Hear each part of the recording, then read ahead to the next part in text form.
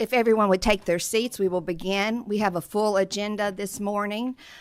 We have several bills that we're going to hear. I also want to share that in this committee, we have a certain decorum. There'll be mutual respect on both sides of the table. We appreciate all of you joining us this morning. And with that, let me give some information to those that are joining us remotely. Remote members can be considered present and vote on bills if they're participating from their annex office. If you're participating remotely but not from your annex office, you can participate in discussion of a bill, but you will not be counted present and you cannot vote. When you join the meeting remotely, your microphones will automatically be muted, so please remember to unmute your mic if you want to speak. If you have any questions or comments during the meeting, please indicate those in the chat function. Mariah, if you will, please call the roll. Representative Baker. Present. Representative Banta. Present in the room. Representative Bojanowski. Present in the room. Representative Decker. Present. Representative Donahue. Yes, ma'am. Present. Representative Dossett. Present in the room. Representative Hart. Present in the room. Representative Koenig. Representative Lewis. Representative Massey. Present in the room. Representative McCool. Representative Miller. Representative Gibbons-Prunty. Here in the room. Representative Rayburn. Here in the room. Representative Scott. Present. Representative Timoney. Here in the room. Representative Tipton. Present in the room.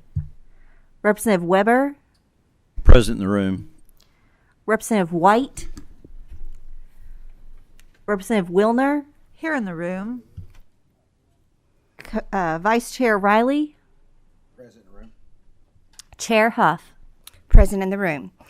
We're going to go a little bit out of order this morning, and let me also share, we do have an overflow room. If there's a seat available, you can take a seat in here, but if not, please go to the overflow room. And if you see someone standing, please share that as well. And the overflow room is 169. We're going to go out of order this morning. We're going to begin with Representative Cook, who seems to think that he gets to go out of order. Look at him sitting there all primed and ready. Okay, we're going to go out of order, as I said. We're going to first hear an act designating the second Wednesday in February as Family Resource and Youth Service Center Day. Representative Cook, if you will, introduce yourself for the record, and please proceed. Good morning. Thank you, Madam Chair Lady. Representative Cook, representing the 72nd District. I think this bill is pretty well known to everyone in the committee. Motion on the bill. Second. On the bill by Representative Riley. A second by Representative Timoney. All that preparation. Is there any questions at all? Representative Scott. Thank you, Chairwoman. Representative Cook, I actually just want you to say some kind words about our Friskies before we vote. That's it. Sure. I absolutely love our Friskies. It goes hand in hand with everything going on in education right now. If you talk to any teacher out there, I would be willing to bet that they would tell you it'd be much harder to run their schools and teach their classes without Friskies right there. And they do everything, from providing underwear, socks, shoes, counseling, mentoring, and it's nonstop. It's 24 hours a day. The Friskies I've known, if anybody ever goes out there and volunteers with them and sees the activities that they take care of within their communities, it's absolutely incredible. And we are indeed fortunate to have them. And I'm so happy to try to lock this day in. We're going to get this through the Senate. We've run this a couple years now. We're going to get this through the Senate. And we're going to give those Friskies a day that they can come up to Frankfort every year and lobby and tell all the good deeds that they do. Thank you, Representative. I just felt like they deserved to have that moment. Yes, Appreciate ma'am. you. Thank you. Seeing no further questions, Mariah, please call the roll. Representative Baker. Yes. Representative Banta. Yes. Representative Bojanowski. Yes. Representative Decker. Yes. Representative Donahue. Yes, ma'am. Representative Dossett. Yes. Representative Hart. Yes. Representative Koenig. Yes. Representative Lewis. Representative Massey. Yes. Representative McCool. Representative Miller. Yes. Representative Gibbons-Prunty. Yes. Representative Rayburn. Yes. Representative Riley, Yes. Representative Scott, Yes. Representative Timoney, Representative Tipton, Yes. Representative Weber, Yes. Representative White, Representative Wilner, Yes. Chair Huff. Yes, and I cast my vote this morning in honor of all the Friskies across the state, but particularly those in the 82nd District. They're dear friends of mine, and they do an incredible job. Looks like that you have successfully passed this measure. House Bill, let's see, what number is that? I've already turned my page. House Bill 347 passes with opinion that the same should pass. Thank you very much. Thank you, Chair. I guess we'll hear Hale. Okay. Next, we will hear House Bill 221, an act relating to bus safety. Representative Hale would come to the table. Introduce yourself for the record and please proceed.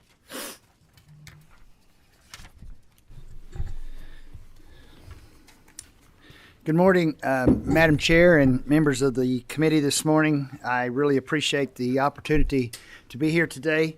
I'm Representative David Hale from the 74th District, and I have a guest with me at this time, and I would ask him to introduce himself, please. Good morning. My name is Roberto Rigo. I'm Vice President of Sales and Government Relations for Bus Patrol. Again, Madam Chair, thank you so much, and members of the committee. We are here this morning to present to you House Bill 221. This is actually the third year that this bill has been proposed. This is the second year that I have brought this measure forth. And what this bill basically does, it's a bill concerning school bus safety, which gives the option for school districts to mount on their school bus stop arms a camera that would record illegal activities of individuals passing a stopped school bus from either direction and would record these images of illegal activities which is happening. So, Madam Chair, before I proceed any farther, and we will be brief this morning, we know you have a busy agenda, there is a committee sub to House Bill 221. We have a motion on the sub. It's Representative Riley, a second by Representative Massey. All in favor? All opposed?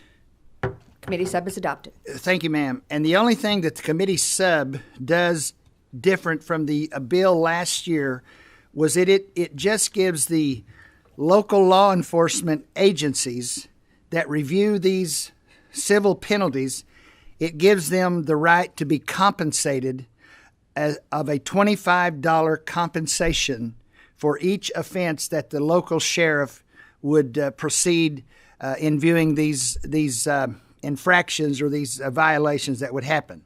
So real quickly, I'll move forward.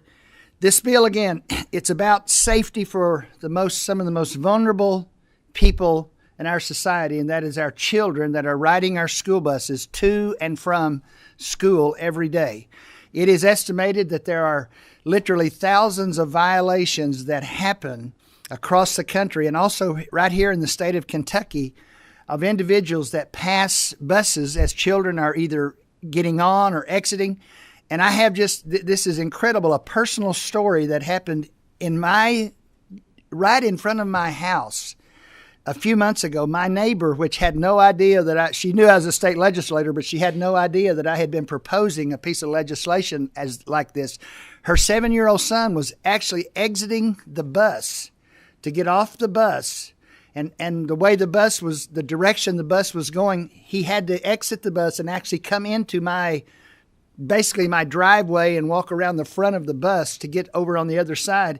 And a car was coming in the direction and would not stop. And she literally got in the middle of the road and stopped that vehicle, which could have been a tragic accident. And she shared that with us. She said, "Mr. Hale, can you believe what just happened out here?" And I had no idea. She had no clue that this was something that I was even proposing. But that's just a personal story.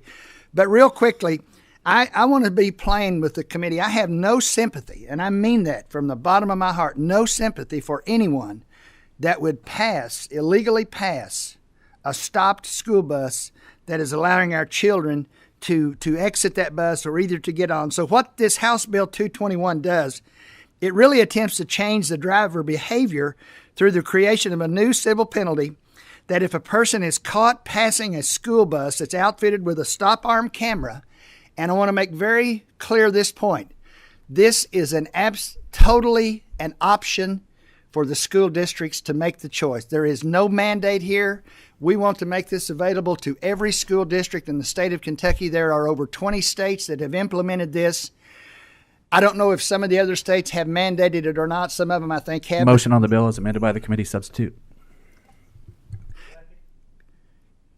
Madam Chair, and I appreciate that. Could I have my guest, which is here this morning, just say a few words? He's come a long way today to share just a little information, if you don't mind. Go ahead. Yes, certainly. Good morning, everyone. I'm going to be quick and brief, but just to say Bus Patrol, we have been in place since 2017. And the reason why we started in this field was the information and data we're getting across the country of incidents and tragedy that occur every year. And one of the major points that we wanted to do is making sure that if we offer a product or a technology, that it was going to be adopted by rural school district, density school district, all across a state. So what we have done is through a portion of the fine revenue, we deploy the technology at no cost to school district, no cost to the cities or county, or the sheriff. So we take the capital costs, we install, we deploy, and our invoices are paid through the fine revenue.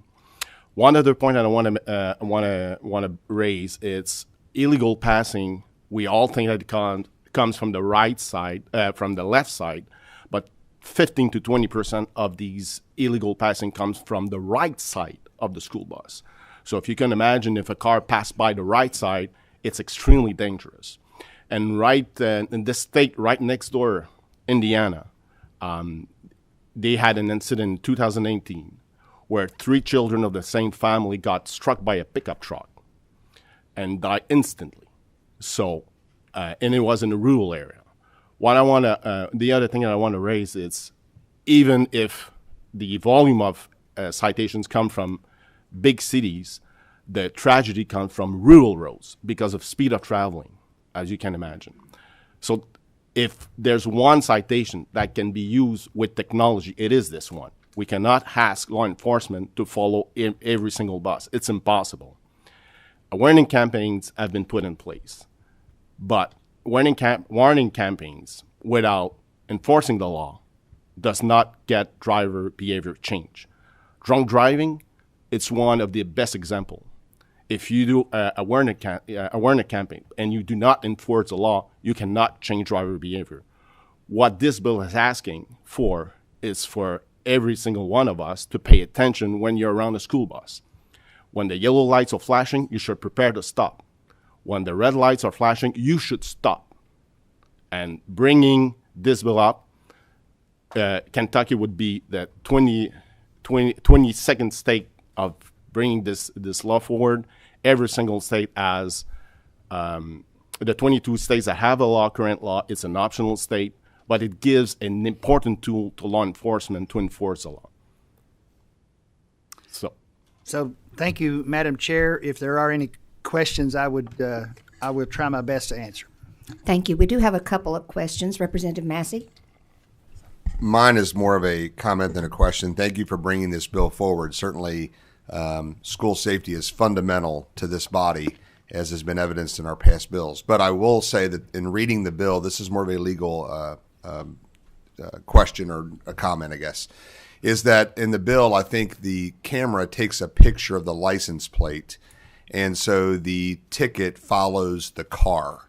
And so if somebody else borrows the car, whether it's a spouse, a child, or somebody else, then the ticket's going to go to the person. It's going to go to the car, regardless of who the violator was. And the reason I bring that up is I've seen constitutional issues come up in other states. With that being said, I appreciate the sponsor's commitment to continue working on that to make sure that it meets that muster. I just wouldn't want to see this pass and then have a problem for that reason. I want to make sure it's strong and passes because we need this bill. So thank you. Can I respond quickly? Yes, go ahead. The structure of the bill, it's not any different than a fire hydrant. If you park your car in front of a fire hydrant, you will get a citation because your car is in a place that you shouldn't be. The structure is about the same one. So that's the philosophy between the bills that are passing all across the country. And Representative Massey, thank you for that point. And that is an excellent point, and I totally agree with you there. There certainly could be some issues that we could take a look at possibly working out. And thank you for that. Representative Decker. Yes, thank you for bringing this bill, for caring about the safety of our school children, very vulnerable people. Thank you. I know there are people who are concerned about the full-time, everywhere, all the time video surveillance. Does this technology have facial recognition?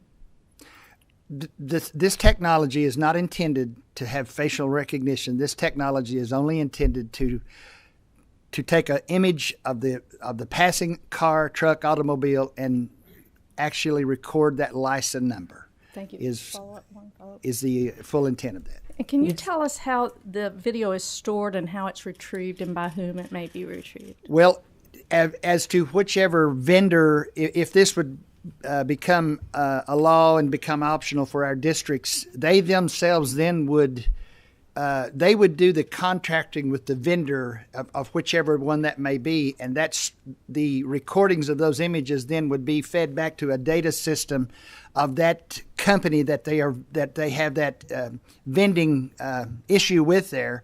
And then, of course, if there would be violations, that could be viewed and then brought back to the local law enforcement agencies for citations to be issued or whatever means needs to be done after that. Can I add something quickly?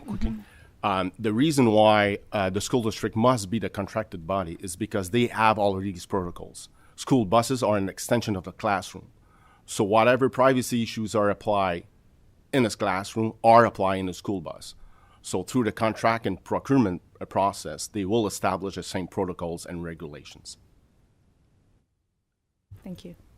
Representative Scott. Thank you, Chairwoman. Representative Hill, my only question is, have you heard any concerns from the ACLU of Kentucky about this bill? No, ma'am, I have not. Okay, thank you. Thank you, Chairwoman. Representative Dossett.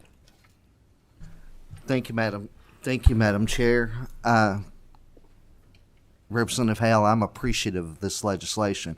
Having a 9-year-old at my house and seeing these type of instances happen on a regular basis, and to share with you in the future, I wouldn't mind having these placed within our school zones. I know whenever I've dropped our little girl off at school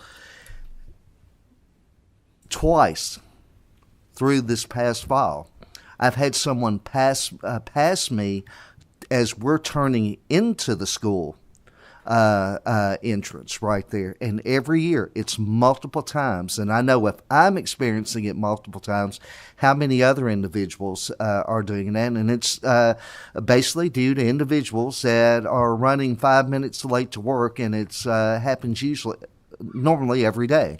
So very appreciative of this and the impact that it will have on the safety of our children. Thank you.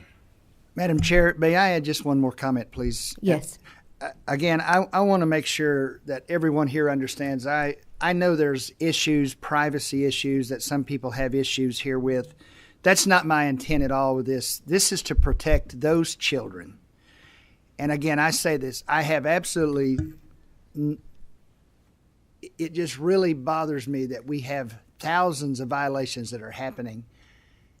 And it's not an issue of trying to spy on somebody. It's trying to catch an illegal act that is happening that could take the lives of our children as they exit or enter onto those buses. So if someone has a problem because they think this is invading on their privacy, we need to consider who we are talking about here this morning. So thank you for that. Thank you. We do have a motion on House Bill 221 as amended by the proposed House substitute by Representative Timoney and a second by Representative Tipton. Seeing no further questions, Mariah, please call the roll. Representative Baker? Pass. Representative Banta? Yes. Representative Bojanowski, Yes. Representative Decker, Yes, may I explain my vote? Yes. I appreciate fully. I have grandchildren who are going to be boarding school buses. I want them to be safe. I just would like to talk a little bit more after, assuming the bill will pass, about how we can do both. Fully protect the rights of the people who will be videoed or with the cameras, and protect our children fully as well. Thank you. Thank you. Representative Donahue, Yes, ma'am. Representative Dawsett, Yes. Representative Hart, Yes. Representative Koenig, Representative Lewis, Representative Massey, Yes. Representative McCool, Representative Miller, Representative Gibbons Prunty, Yes. Representative Rayburn, No. Representative Riley, Yes. Representative Scott, Pass. Representative Timoney, Explain my vote. Yes, go ahead. I'm a yes today, and I can't thank you all enough for putting this forward. As someone who is very connected to the school system in Fayette County Public Schools, this is desperately needed. Thank you. Thank you. Representative Tipton, Yes. Representative Weber, Yes. Representative White, Representative Wilner, Yes. Chair Huff. Yes. House Bill 221 passes as expression of opinion that the same should pass with the committee sub attached thereto. Thank you very much for bringing this forward. Thank you, Madam Chair and members of the committee. We appreciate it very much. Thank you.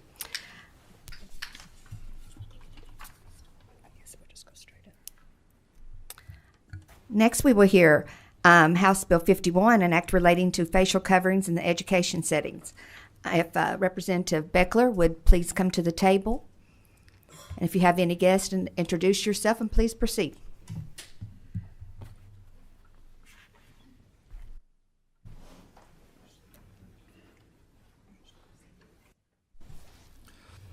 Thank you, Madam Chair, Vice Chair Riley, and members of the committee for allowing me to present House Bill 51. It's a straightforward bill that makes facial coverings optional in schools. I bring this bill to you because of the problems brought on by mask wearing. Children's suicide rates are up. The CDC in a study has shown that it is up over 50% for girls and just under 4% for women during this pandemic. Excuse me, just under 50%, 40% for boys. We communicate more with more than just voice. Facial expressions are necessary to understand not only the words, but what the person speaking is trying to get across. There have been studies, and there are speech delays. There is I don't know if I'd call it a disease, but there is I'll call it a disease. There's a problem. It's called glue ear, which I had never heard of before. And many children suffer with it, and it can lead to temporary hearing loss. We've gotten back to phonics and trying to make sure that the people we're speaking to, the children, understand something called phonological awareness. And it is difficult, for example, when you're wearing a mask, the person you're talking to is wearing a mask, to differentiate between a P and a T. That's very important. Masks have caused asthma and breathing issues. Masks create a warm, humid environment, which is an ideal setting for yeast, bacteria, and other flora, which supports acne. I'm sure that you've all noticed that acne is worse during the pandemic, especially when wearing a mask all day. Children are the least likely to catch, spread, and suffer with COVID. Kids put masks in purses, in their pockets, pull them out when they're going into school, take them off when coming out, whether they're going to just outside for a break, and then when they shove them back in their purse or their pocket, and then they pull them out again when they go back to school, go back to the school building. If you take a look at sporting events, you'll note that masks are almost non-existent, and the crowd is largely made up of adults who are much more likely to catch and spread COVID than are children. And the spectators are also closer to each other than the children are in class. I have been able to find no instances of a mass COVID spread after a sporting event.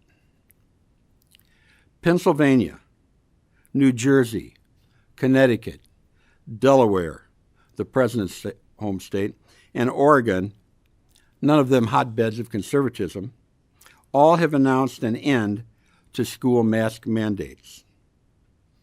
There have been studies that show that masks don't work in lessening the spread of COVID. Even our own University of Louisville has reported that. Parents should be able to make their own decision regarding masks through high school. College students can vote for president. Shouldn't they also be allowed to make their own masking decision? Madam Chair, I hope there are no questions, but I assume that there might be one or two. So with that, I'll end my presentation.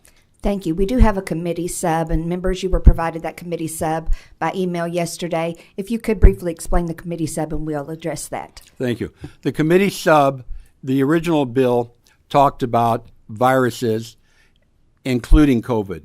The committee sub takes out other viruses. This committee sub only refers to COVID-19.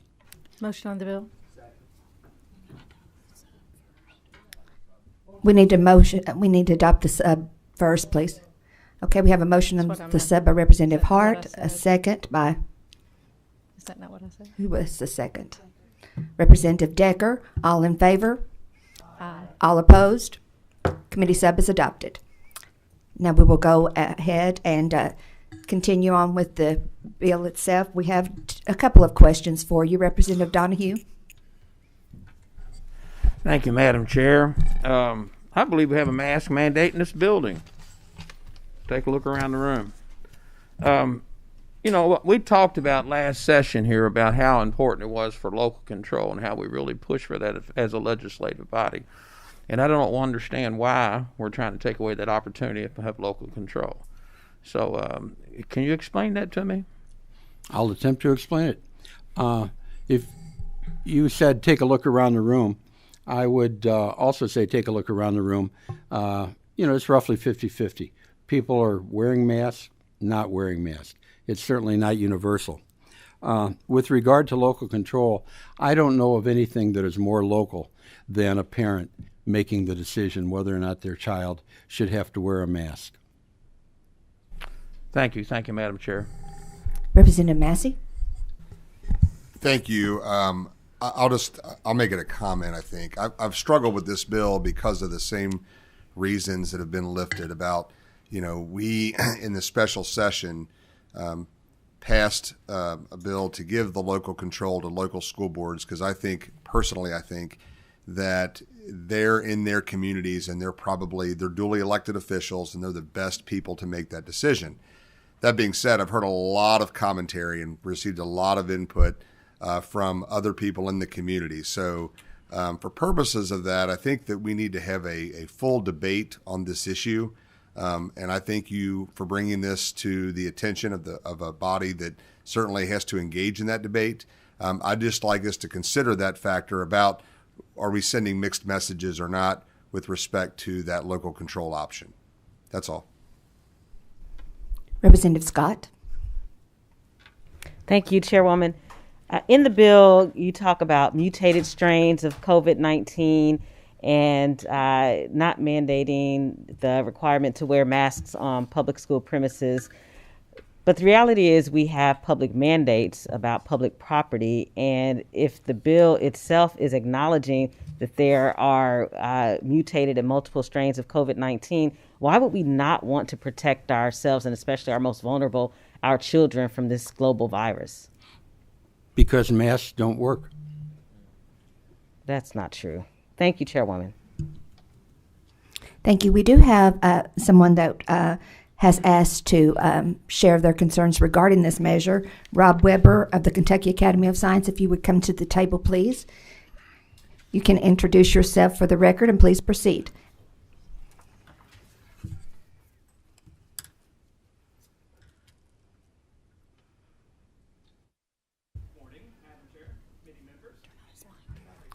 Turn your mic on for us, please. Thank you so much. Morning, Madam Chair and committee members.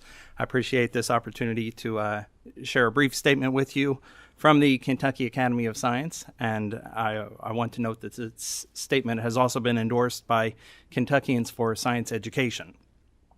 The Kentucky Academy of Science is the largest professional organization in the state for scientists with over 4,000 members. Most of our membership consists of either college faculty members or students. Recent data in Kentucky has shown that people within schools daily are more susceptible to contracting COVID-19 than the general public. House Bill 51 would remove the ability of colleges and schools to be guided by science when decisions are made on masking policies. And prohibiting the ability to require masks would remove one of the layered preventive strategies that keeps kids in school and learning. And we're also concerned about the possibility of even more educators leaving the profession if they feel they're at greater risk for COVID-19. So we at KAS respectfully request that you continue to allow masking policies at our colleges and schools so that we can keep students and faculty safe. I thank you very much for your time and service. Representative Hart, would you like to comment? Yeah, and it's more, I keep hearing the comments that we're following the science on these decisions. Do you have any recent research studies that I could get my hands on and look and read that? Because during the interim, I've sat in some committees where there's been doctors and reputable people on the other side of the science that's produced research studies that are contrary to this statement, and I'm trying to keep an open mind and look at both angles. And so I would like to see a study from either a university, a medical school, or a medical association that actually confirms that masks work. Right. I've recently looked at a study published in the Journal of the American Medical Association, and I'd like to submit that to the committee staff to be shared with members. So you could see that or any others that we have, yes. Thank you. Appreciate it. Thank you for joining us this morning. Representative Decker, would you like to go ahead with your motion on the bill? You had. Oh, that's okay. We were addressing the committee sub at the time. Thank you. Motion on the bill. Thank you. We have a motion on the bill by Representative Decker. A second. Are you hearing any more testimony? By Representative Baker. Excuse me? I'm sorry. Are you hearing any more testimony? We signed up.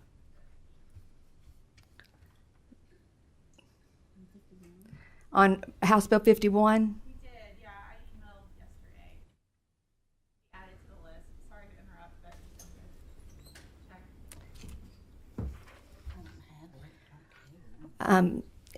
You can come up and share quickly if you want. We don't have any record of that, but you can come up and share.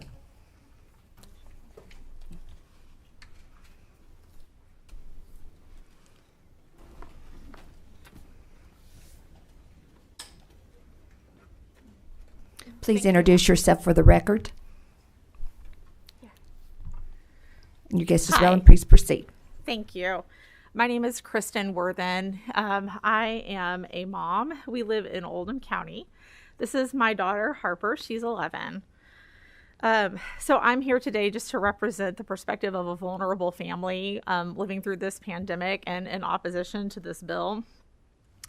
I have 2 elementary school aged children, and then we have a 4-year-old at home who was born with a condition that causes his internal organs to be malformed, misplaced, and some are missing altogether.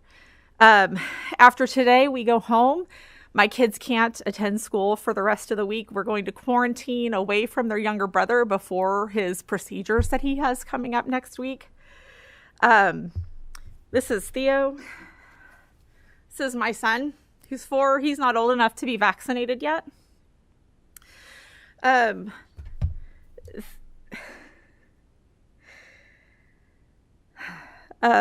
It's astounding to me that we have spent so much time without masks during this pandemic, and we certainly don't want them in schools any more than we have to. I don't want them to be in place permanently, but there are times when the numbers of community spread are high enough to where we absolutely need them. And if you all want to tie the decision of whether masks can be in schools to public health markers, to reasonable public health markers, fantastic. But to take away this protection from my family, to take away my children's ability to attend school, by advocating for this bill, you're actively advocating against medically fragile kids and their families.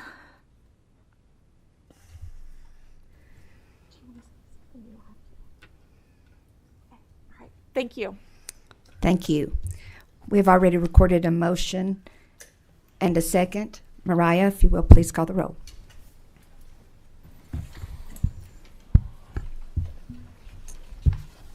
Representative Baker? Yes. Representative Banta? Yes. Representative Bojanowski? I'd like to explain my no vote. Proceed. Again and again during this special session, members of this body spoke about the importance of local control. With this bill, we are taking away local control and jeopardizing a mitigation strategy that is endorsed by the American Academy of Pediatrics. I encourage you to vote no. Thank you. Representative Decker? Yes. Representative Donahue? No, ma'am. Representative Dossett? Yes. Representative Hart? Yes. Representative Koenig? Explain my vote. Proceed. Thank you. I'm voting no, and it is a local control issue, just as I said in this committee with regards to the 15 minutes on school boards, with regards to another bill regarding solar panels, and, well, frankly, 16 years here of voting for local control on almost every, if not every, situation. You know, with all due respect to my friend, the sponsor, I've talked to the 3 superintendents that I represent. One district has gotten rid of it already. Another one, today is the last day of their mandate, and another one is in fully operational, and it probably will be for a while yet to come. And I respect their understanding of their school district and their ability to do what they feel like is best for their district. Thank you, Madam Chair. Representative Lewis? Representative Massey? Briefly explain my vote. Proceed. I'm a yes vote for today because I think that this merits more debate, since there is a lot of dispute within our communities about this. I've never really seen in my time here and a matter becomes so divisive in the interest of rights versus health. And so I think I would like to hear further debate that we're limited to in this committee meeting at a certain amount of time. So with that, I'll vote yes for today. Thank you, Madam Chair. Representative McCool? Representative Miller? No. Representative Gibbons-Prunty? Briefly explain my vote. Proceed. Similarly, I struggle with this decision because I felt like we did give local control in the special session. And I have talked to my superintendents, but I'm going to vote yes today and reserve the right to vote no on the House floor. Thank you. Representative Rayburn? Yes. Representative Riley? Briefly explain my vote. Proceed.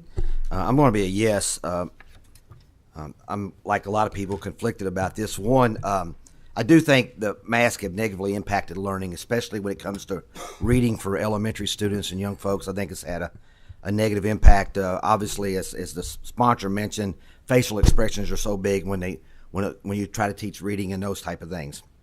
I'm also concerned about local control, though, and when we use it. Here's what I've discovered about local control in Frankfort.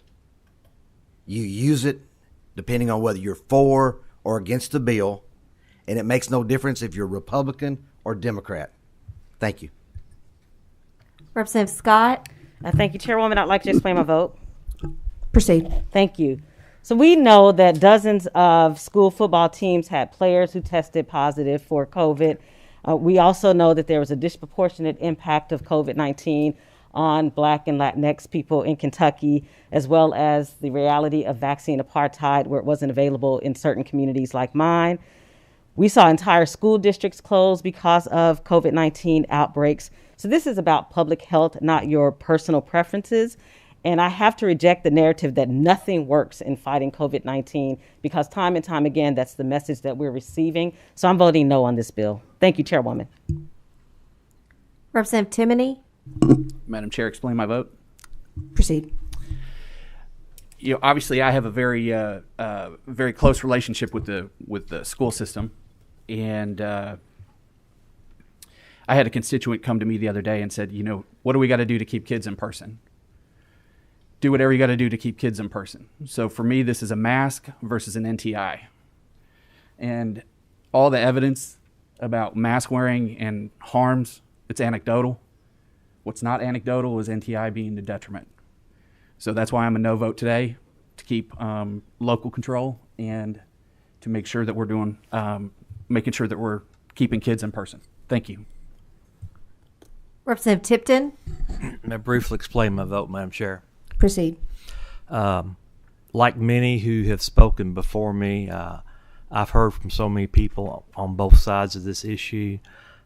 This has become a very emotional issue for so many people, a very personal issue.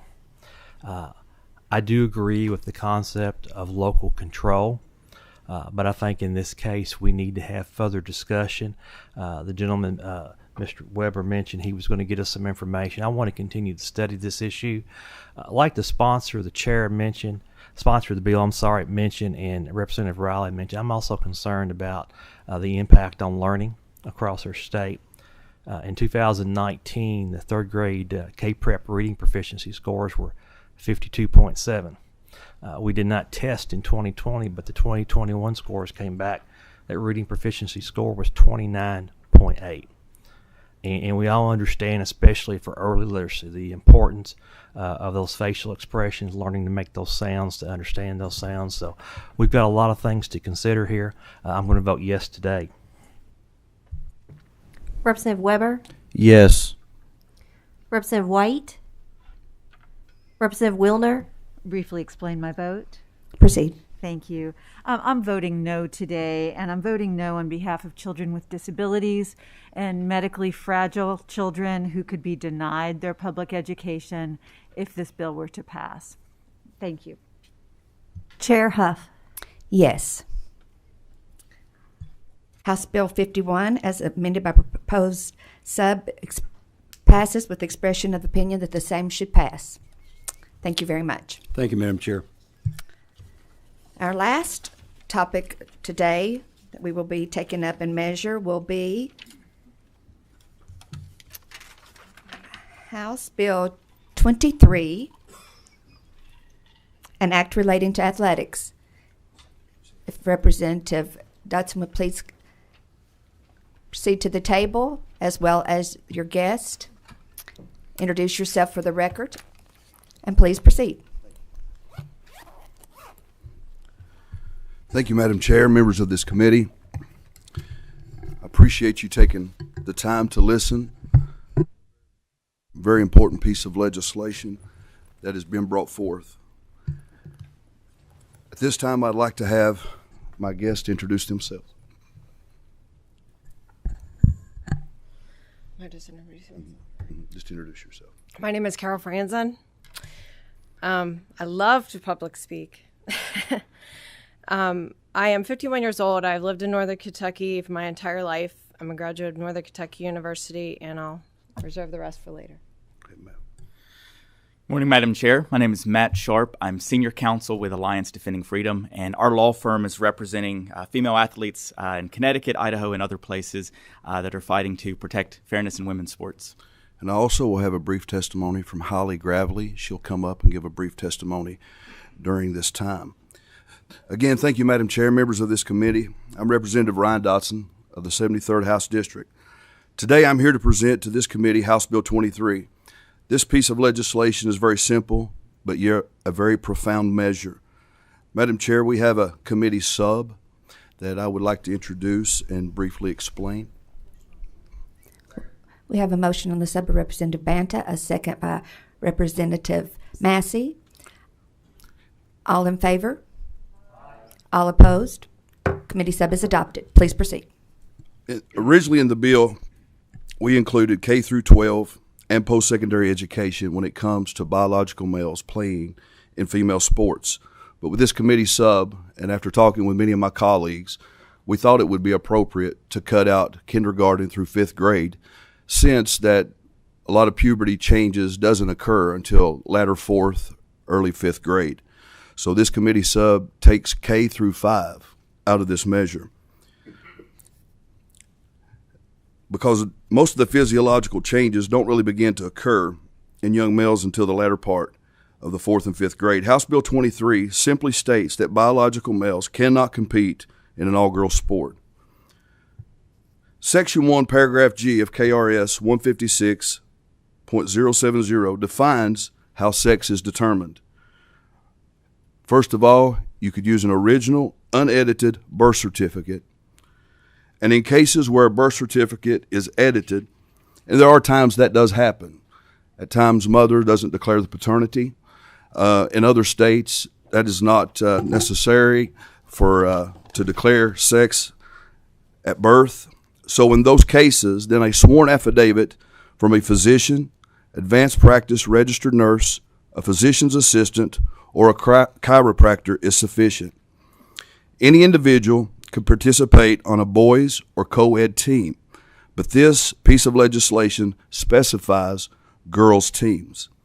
KHSAA doesn't have the purview to hear any challenges regarding biological males participating in an all-girls sports.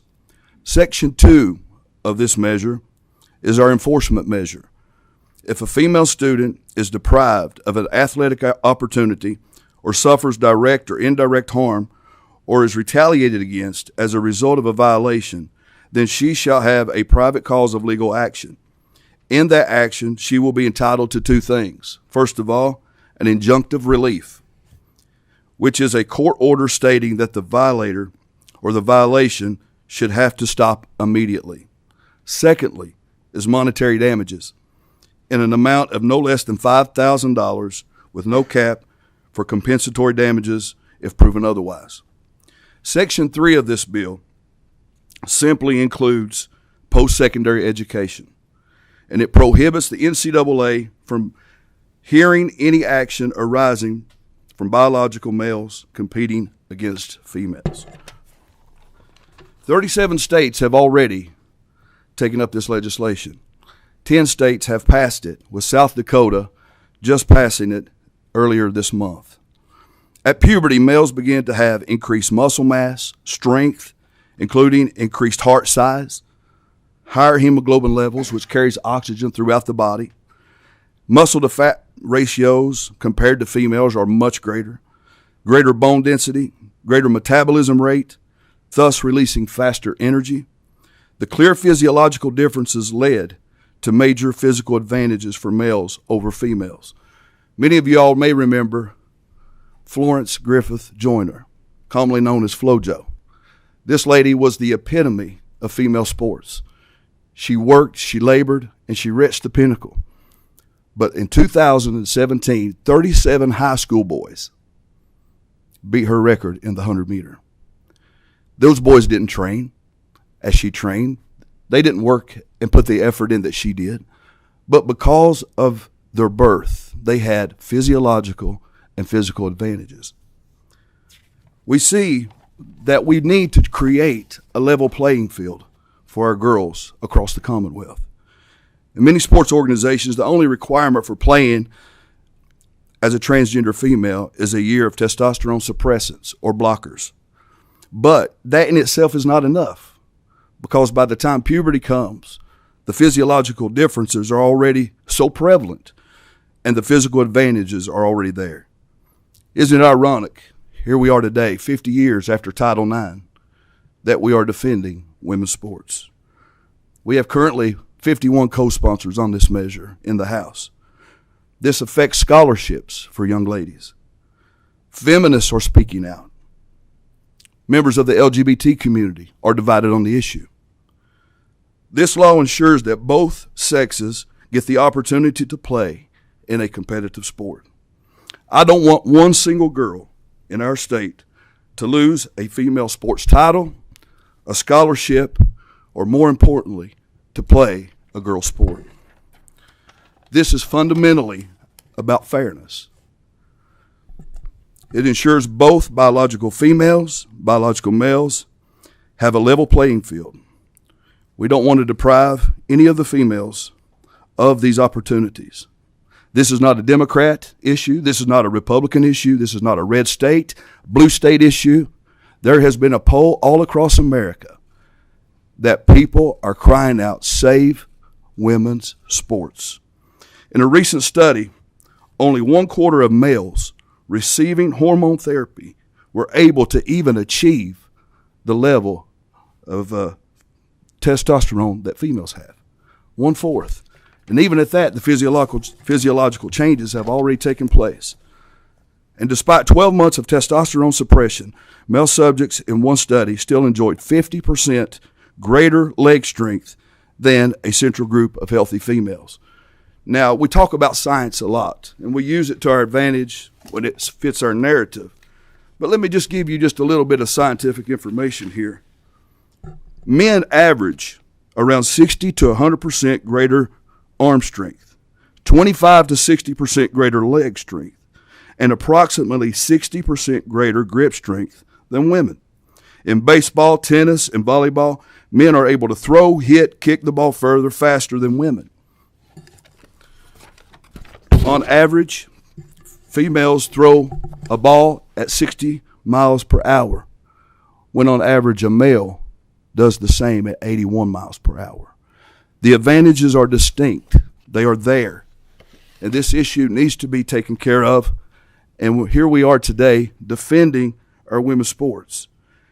And at this time, I'd like to have my witnesses give them time to speak and to share their testimony.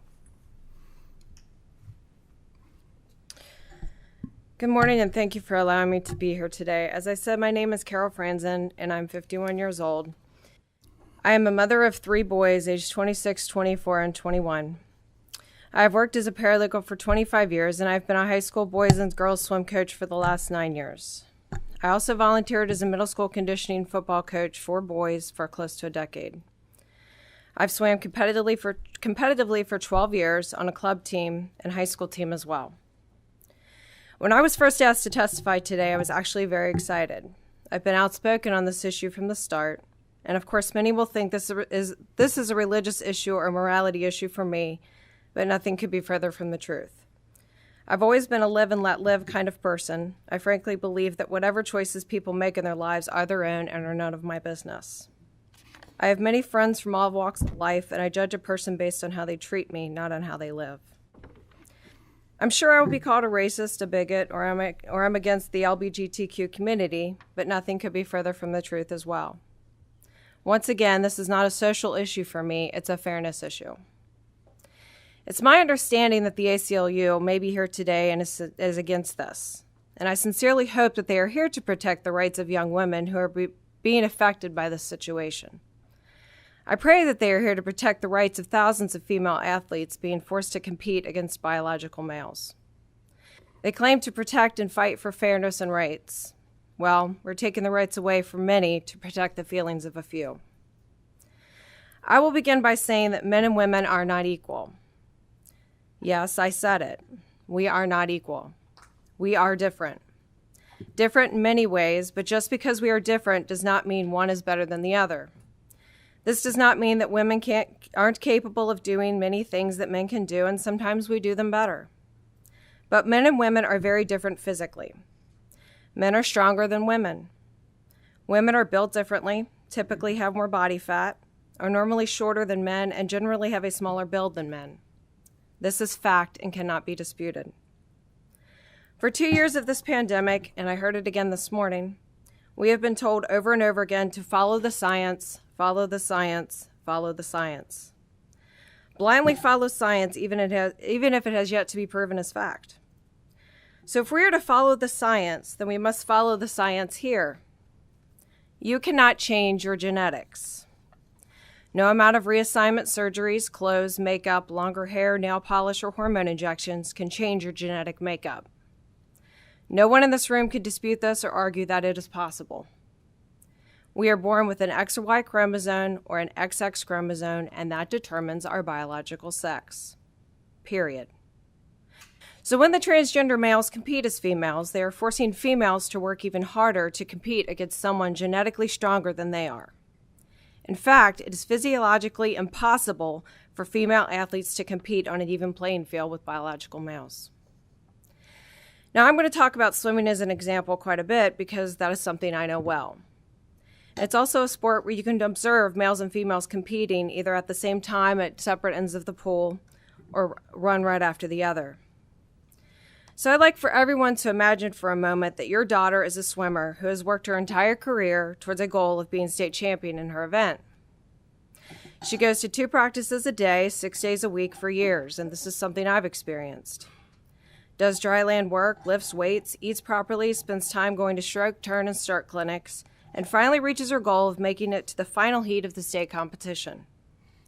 She suits up in her tech suit, moves behind the block, and you can see the nervousness on her face.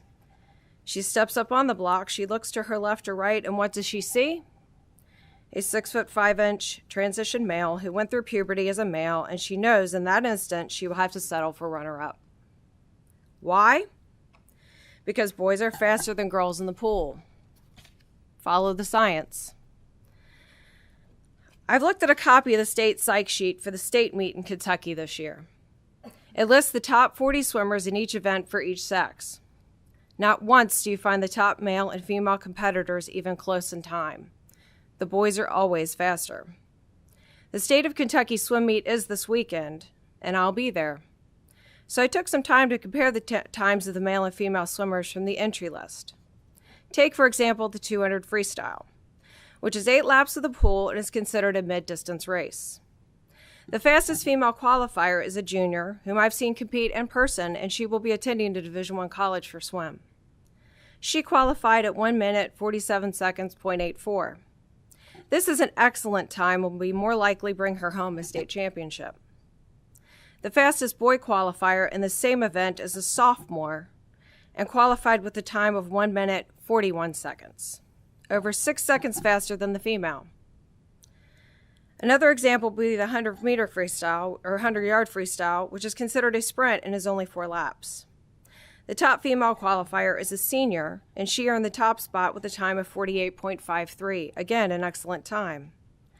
The male top qualifier, also a senior, came in with a time of 45.92. But this is not just about the top qualifiers. I compared the bottom male qualifying times to the female qualifying times. And in the 200 freestyle, the bottom qualifier, which means 40 out of 40, will qualify for the girls' race in 24th. And in the 100 freestyle, the 40th male qualifier, the last qualifier in the state, will qualify 3rd in the female 100 freestyle. I took an average of the top qualifying times for all female and male events, and the males were on average 4.8 seconds faster than the females. If we have a true and honest conversation about this, does anyone really believe that any amount of hormone suppressants and female hormone shots would fix this gap in performance? Have you noticed that we never have this discussion regarding females transitioning to male and competing in male sports? There's never a problem because, again, females cannot compete with males. No amount of hormone injections can compensate for the fact you are genetically a woman and you do not have the same muscle mass as a male. No one cares because it isn't a problem. As stated, we are approaching the 50th anniversary of Title IX. In fact, I saw a commercial right before the start of the Super Bowl with the great Billie Jean King defending Title IX and speaking to its importance to female athletes. The commercial even showed a female football team competing against another female football team. You do not see them competing against male football teams because we do not want those girls to get hurt. And being a former middle school football coach, they would get hurt. If we allow males to compete against females, we might as well throw Title IX in the trash. Women spent decades fighting to be treated as first-class citizens, fighting for fairness and inclusion. And we are about to go down that path again. We are taking away a woman's ability to compete fairly and have success. As I said before, we cannot negate the progress of thousands of female athletes to console the feelings of a few. Girls are being cut from teams because boys are now taking their spots. Leah Thomas, who's recently been in the center of this controversy, she's the University of Pennsylvania swimmer, has yet to lose a race against her female competitors, and she is smashing the records of some of the top female swimmers in history. She's doing this because she was born a male and is still genetically a male. Again, I ask, where's the ACLU on this one? Why are they not standing up for the rights of the young women here? I also thought that it was their objective to stand up for the rights of those being oppressed. If you are born a female, this is not something you choose. It is what you are. Women are still discriminated against even today, and if you choose to transition, this is your choice. You know the benefits and the consequences, and this is a conscientious choice you are making. You do not embody the experiences, challenges, and physiological differences of being female just because you choose to identify as one. I'm frankly offended as a woman that any man thinks he can become a woman and do what a woman can do. Again, follow the science. You cannot. Just as a woman cannot do things men can do, it is a scientific fact. Once again, I'm sure that some will call me a bigot after today, that I don't care about the LGBTQ community and I'm a hater. Some feel that when you disagree with this community, they must bully you into submission by calling you names. But I will not be bullied into submission because this is not fair. I'm going to keep standing up for the rights of female athletes to compete on an even playing field, to not have to worry about competing against someone who is a genetically male and stronger and faster than they are. This is not fair, and this needs to be looked upon as a fairness issue. The great female tennis player Serena Williams said this in 2013, when a male tennis player, Andy Murray, wanted to play Serena in a tennis match. Actually, it's funny because Andy Murray is joking about myself and him playing a match. I'm like, Andy, seriously, are you kidding me? For me, men's tennis and women's tennis are completely, almost two separate sports. If I were to play Andy Murray, I would lose 6-0, 6-0 in 5 to 6 minutes, maybe 10. No, it's true. It's a completely different sport. The men are a lot faster, and they serve harder, they hit harder. It's just a different game. I'd love to play women's tennis. I only want to play girls because I don't want to be embarrassed. I would not do the tour. I would not do Billie Jean King any disservice. So Andy, stop it. I'm not going to let you kill me. I'm just so disheartened, not only as a coach, a former female athlete, and a woman, that these things are even being considered. And I'm not a feminist, but I do believe that women should be treated fairly. Where are the women's groups in the ACLU? Where are all the screaming Hollywood feminists with the ridiculous pink hats when we need them? Please pass this bill. Please be proud to pass this bill and don't back down. Show young women in sports that they are not second class.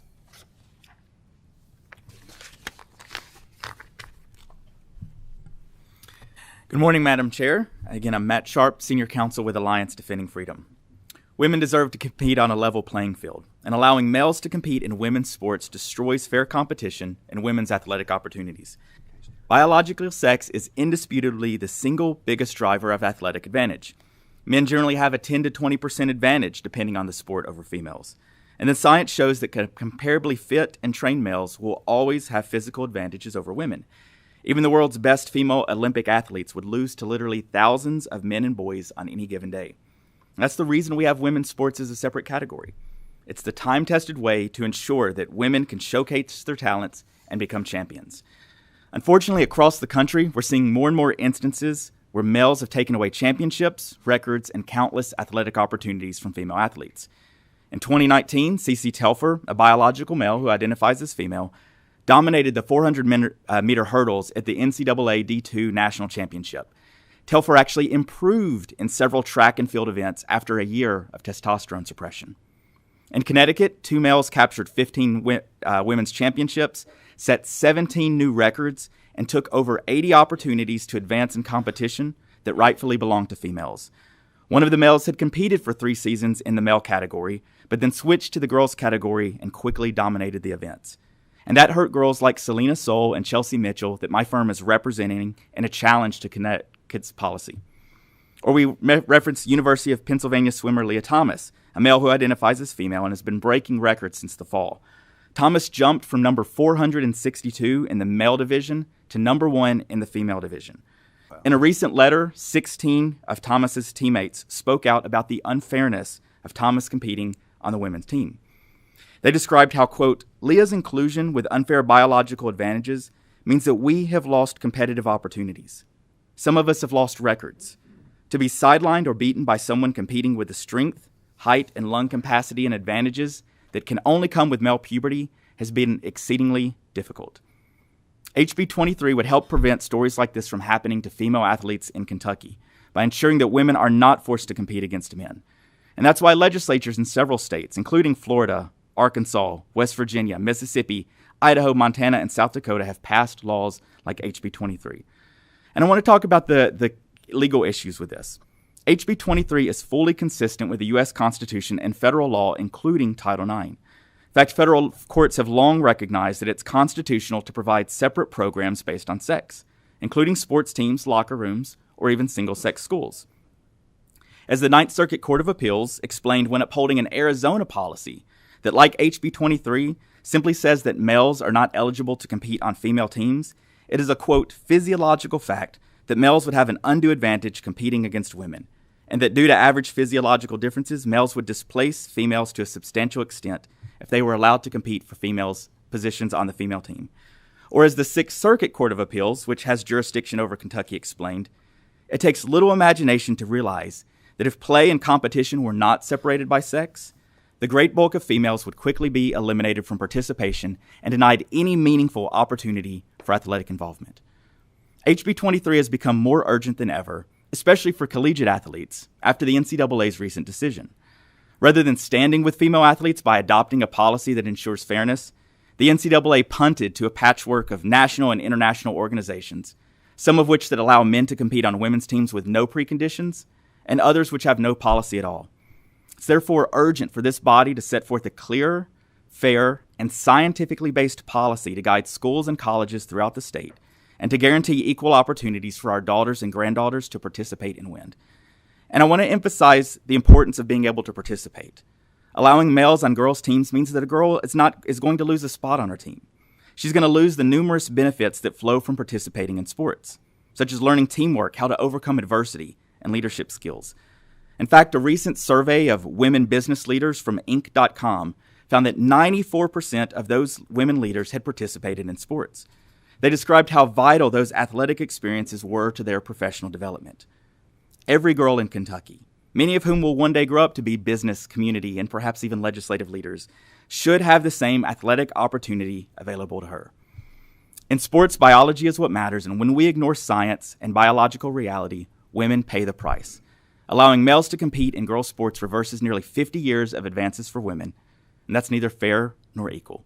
The solution to that is HB 23. Thank you. Madam Chair, I have a brief testimony from Hallie. Hello. Thank you, Representative Dotson. Please introduce yourself, Hallie, for the record. Hi, I'm Hallie Gravely. I'm a senior in high school. Thank you, Representative Dotson, for presenting this bill and allowing female athletes like myself to share how much the integrity of women's sports means to us. My name is Hallie Gravely, and I'm a current senior at Whitfield Academy and am an ambassador for Young Women for America. Young Women for America is a project of Concerned Women for America, the nation's largest public policy women's organization in the nation. As a female athlete in Kentucky, the importance and significance of keeping girls' sports for girls only is extremely important to me.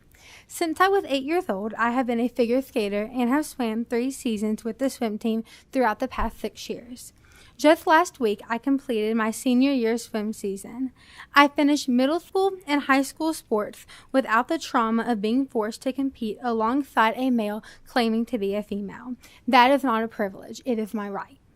If we do not take a stand today, girls across the state will not be afforded the same experience I was afforded.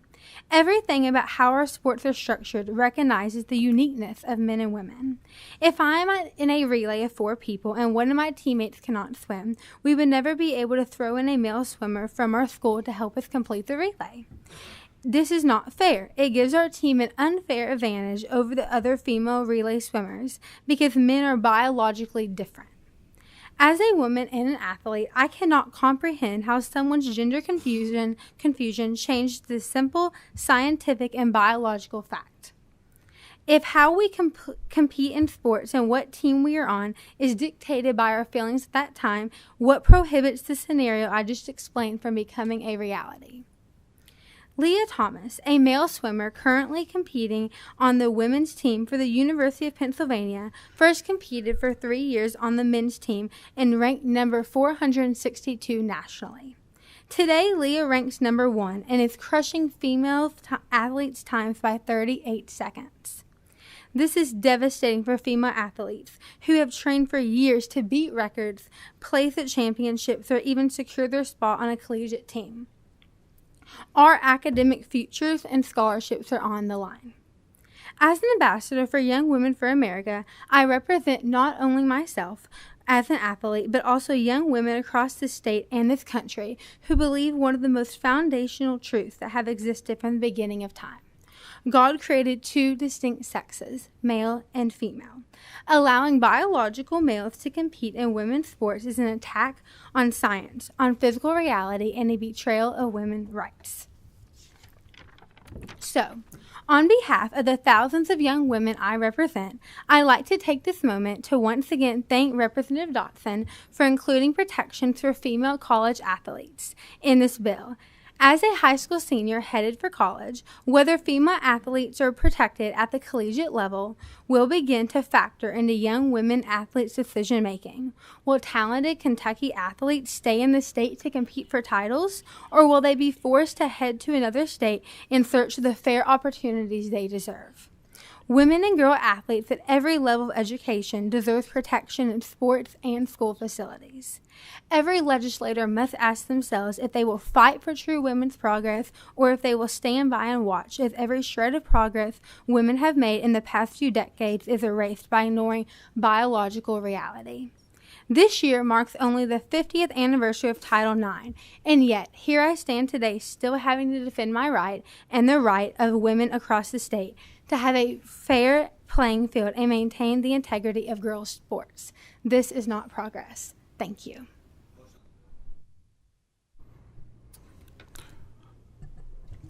We do have another guest that would like to speak for this measure.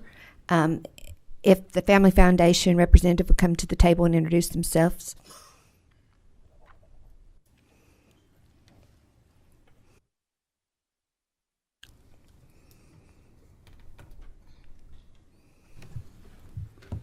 Yes.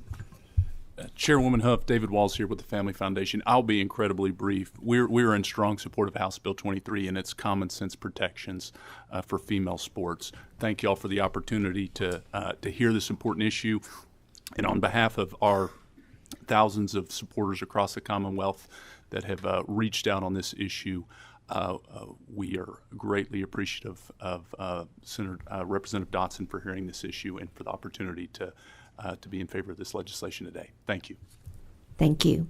We do have a couple of questions that we're going to, or 3 that we're going to go ahead and address right now, and then we do have some that would like to express their concerns against the measure, and we'll allow that after, and then they will have opportunity to be questioned as well. Representative Bojanowski.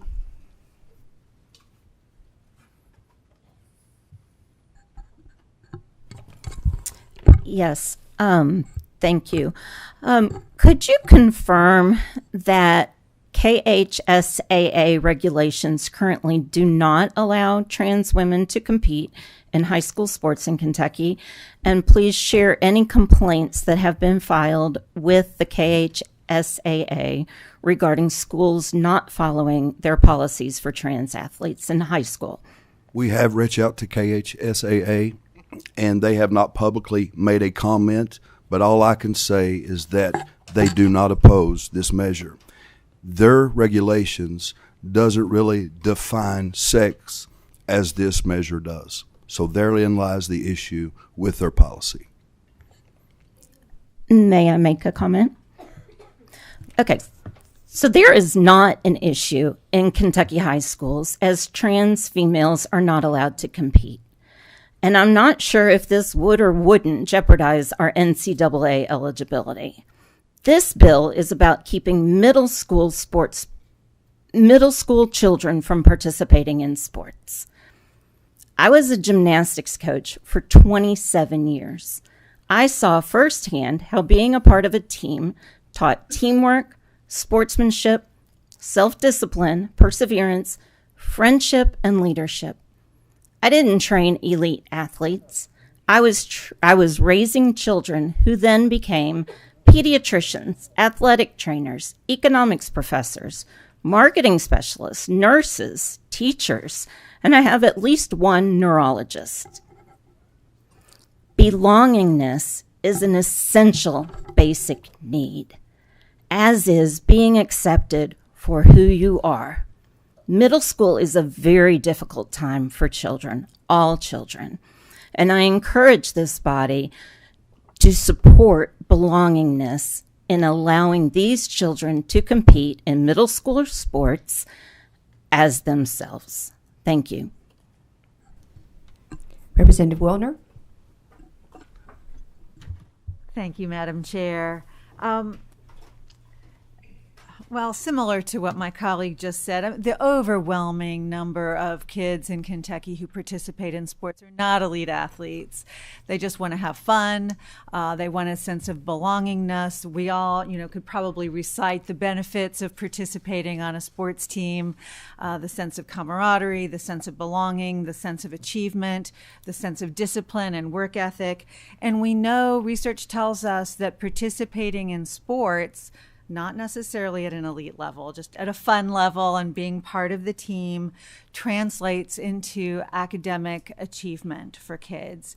And I just wonder, Representative, if you've given any thought to the academic consequences for your bill for excluding some middle school kids from participating in sports with their friends. I'd like to make a comment. Something you stated, no one is denying anyone of playing sports. There is a sport available for biological males and biological females. There the fun begins.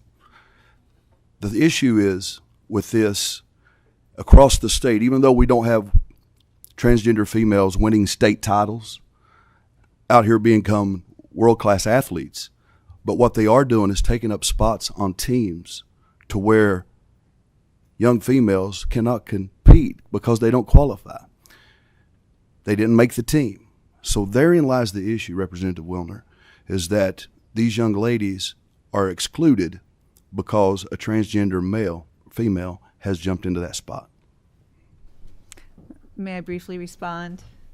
Yes, briefly, please. Thank you very much. Thank you for that response. There really are Title IX issues. There is deep underinvestment in girls and women's sports, and you can see it, in locker rooms across the state where the boys' uniforms compared to the girls' uniforms and so forth. I really hope that this committee, and perhaps during an interim, that we could really take up the issue of Title IX disparities, Title IX discrepancies, and I would argue that it's not our trans kids participating in sports that are contributing to those disparities. But thank you very much. Representative Donahue. Thank you, Madam Chair. My questions have been answered, but I'd just like to make a couple of comments if I could. There are the Kentucky State Athletic Association. There are some clear defined requirements as to participating in sports. And also, you know, there's so few people that really excel in high school and college and actually on a professional level. The percentages go down. But let me finish with this. As a kid growing up, you know, we played basketball on the basketball court or played baseball. If we had needed to field another position, we didn't care what gender you were. We needed first baseman. You can catch a ball, you're playing. Thanks. Thank you. We do have guests that want to share their concerns with the measure. If the representative from the ACLU would please come to the table. Oh, well, we'll bring them back. I thought.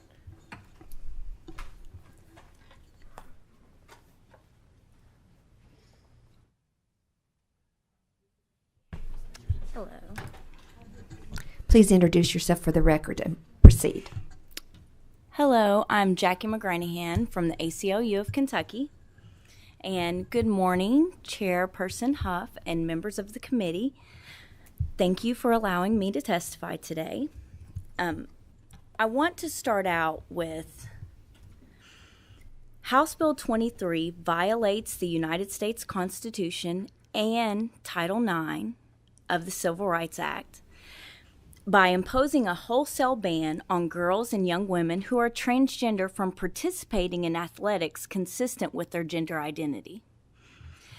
And trans youth, just like all youth, simply want to participate in the activities they love, including athletics. Trans students participate in sports for the same reasons other young people do, to challenge themselves, improve fitness, and be part of a team. Excluding trans students from participation deprives them of opportunities available to their peers and sends the message that they are not worthy of a full life. Having the opportunity to participate in sports results in positive outcomes for students, better grades, greater homework completion, higher educational and occupational aspirations, and improved self-esteem. And there are real issues with gender parity in sports when it comes to funding, resources, pay equity, and more. But manufacturing and stoking fears about trans athletes does nothing to address these real problems. By singling out transgender women and girls and enacting a sweeping ban on participation in athletics, this House Bill 23 would violate both the U.S. Constitution and Title IX of the Civil Rights Act. This legislation would not only harm Kentucky children, but it's a waste of tax dollars. Other states that have passed similar laws are currently facing litigation in federal court, and these cases are currently Hecox and Little. It's an injunction, so it's not. They're not determined. The outcome isn't determined yet, but we're still waiting. But this is because of the unconstitutional nature of these laws. And when a state enacts unconstitutional laws and loses in courts, the taxpayers foot the bill. Ultimately, this bill violates Title IX, puts Kentucky at risk of losing money, harms transgender youth, all to solve a problem that plainly does not exist. Transgender students already live and go to school in Kentucky. They already play sports, and they have for decades. And there is not any categorical dominance in Kentucky because these students are playing. The General Assembly should focus on what students, teachers, and schools really need rather than single out vulnerable children. And for these reasons, we urge you to vote no. And thank you. Thank you. We also have Chris Hartman to speak. If you would please come to the table and introduce yourself for the record. You may proceed. Thank you very much, Chair Huff, Vice Chair Riley, members of the committee. My name is Chris Hartman. I'm Executive Director of the Fairness Campaign. I will be very brief. First, I will say I think it's quite telling that Matt Sharp from the Alliance Defending Freedom is here. Has been flown in from a national group to, present a manufactured national solution in search of a local Kentucky problem that does not exist. Matt and the Alliance Defending Freedom have been traveling all across the nation, peddling this politically motivated bill that once again does not address a real situation here in Kentucky. Last night I sent members of the committee some information. I'll reference it here briefly. I want to start this morning, though, where I think that we can all agree. First, we at the Fairness Campaign believe people deserve to be treated with dignity and respect, including transgender people. Second, we believe that all kids deserve to grow up healthy, safe, and supported in their communities, and that this, too, includes transgender kids. Like all kids, trans kids simply want to go to school, play with their friends, and feel included. When we're talking about sports, every child wants to play sports for the same reasons: to play with their friends, to get a good education, to be happy and healthy. And every child should have the opportunity to play with their friends in sports that help them stay active and learn about teamwork, discipline, and sportsmanship. And this, too, includes transgender kids. The truth is, as we've heard, very few trans kids play sports beyond middle school.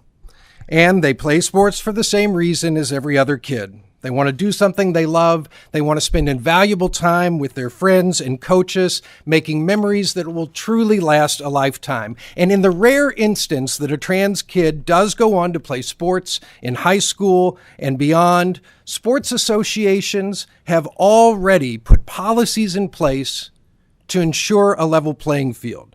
Those policies do deserve to be revisited from time to time. We agree with that, to ensure that they're fair and inclusive and reflect the best science. But we believe that that work is best left to the experts in each field and medical professionals.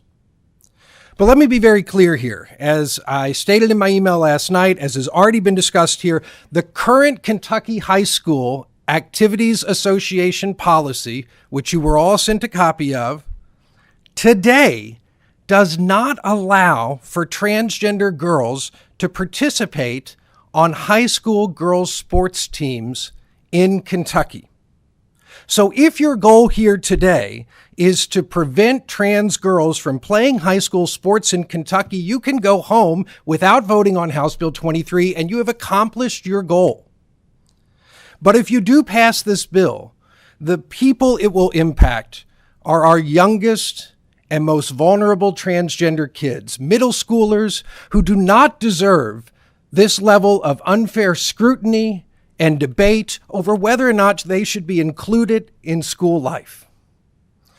I'd like you to meet some of them. Some of the families are here today who will be hurt, who could be directly impacted by this bill. I will say, I know with the committee substitute, one of our families, their child will be able to play sports if the bill proceeds under the committee substitute for a few more years.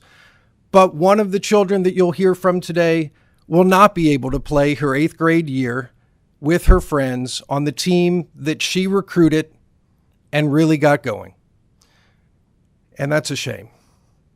And so I hope Chairwoman Huff will allow you to hear from our two families first, Brian, Jennifer, and their daughter Fisher, and then second, Ray and her daughter Cedar. And then we also have an elite athlete here to share her experience, Reese Ragland, and a parent, Jonathan Lowe, who would also like to share his experience. I'm happy to take any questions, and I appreciate your time and consideration, Chair Huff. Thank you. We do have a question from Representative Baker. Yes. The students you're referencing, are they from Kentucky? Correct. Yes. And you, a minute ago, you said that we are searching for a problem that does not exist. The reality is the problem does exist, and this problem will grow. And part of our role as the legislature is to survey the land and look to see what's going on and try to get out ahead of some of those issues. Sometimes you have to be preemptive to make sure that you head off problems before they arise or before they get worse. I would leave you with this question, sir. Do you have insurance on your home? Representative, I don't see how that has any relevance here. You buy the insurance before the fire occurs, sir. We are making sure that we address these issues, that we are prepared, as the issue grows, and that we protect the opportunity of these young women to compete in sports and the integrity that they have. Thank you. Chair, if I might respond briefly, that comparison has no relevancy here. Look, we're talking, I think what's at the heart of the issue is high school sports and beyond. And again, you already have a situation set up in which high school trans girls cannot compete on girls' sports teams in Kentucky today. So I don't understand the problem that you're trying to address here. Thank you. Would the Wells family please make your way to the table, introduce yourself for the record, and you may proceed.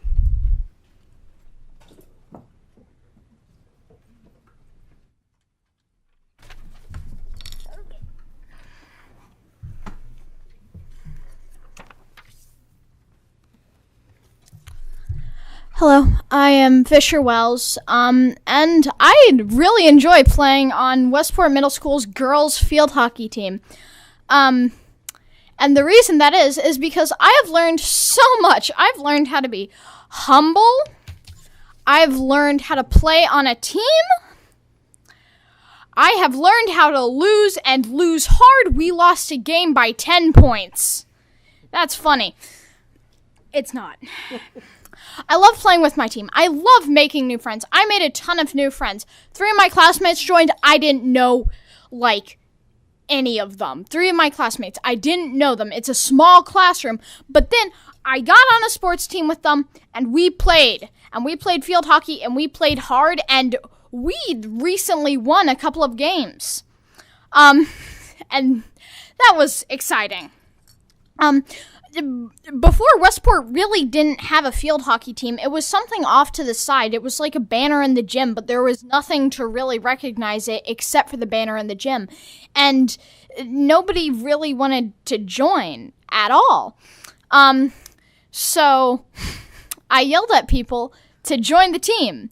And we got a team, and we got the bare minimum to play. And we played hard.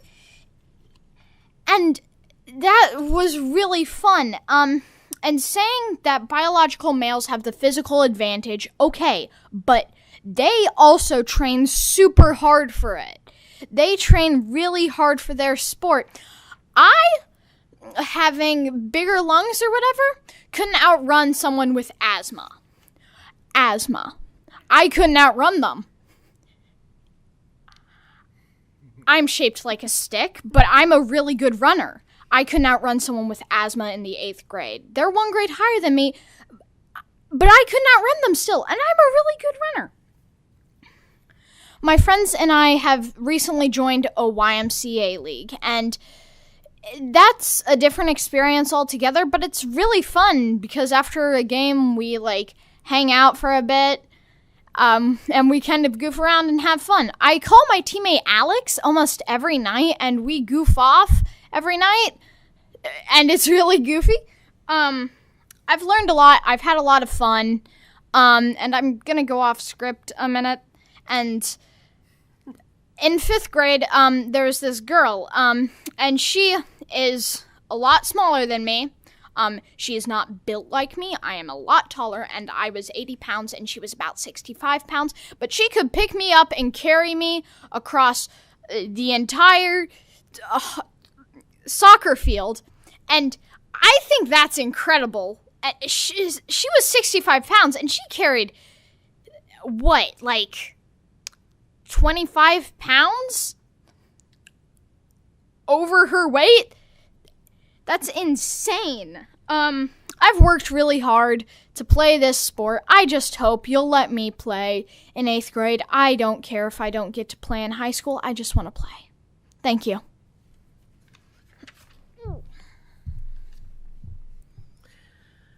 Chair Huff and committee members, thank you for your time to allow us to testify today on this bill that will directly impact our family and especially our daughter, Fisher.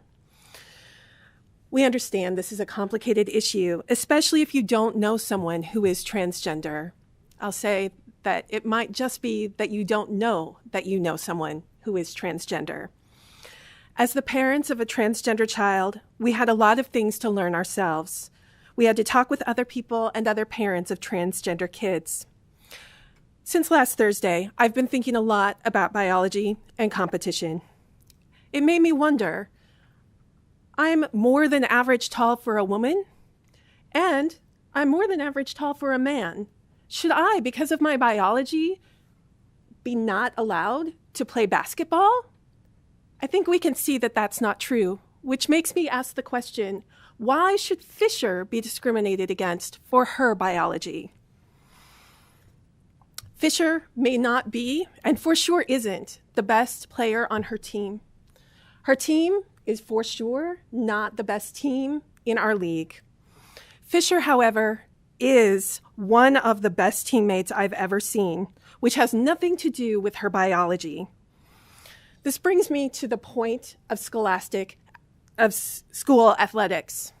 The point is to do better as a person, to do better by learning how to lose, learning how to win, and learning how to support your team members. And I beg you, Fisher, without Fisher, there would not be a team at all at Westport. And so I beg you, let her play in 8th grade.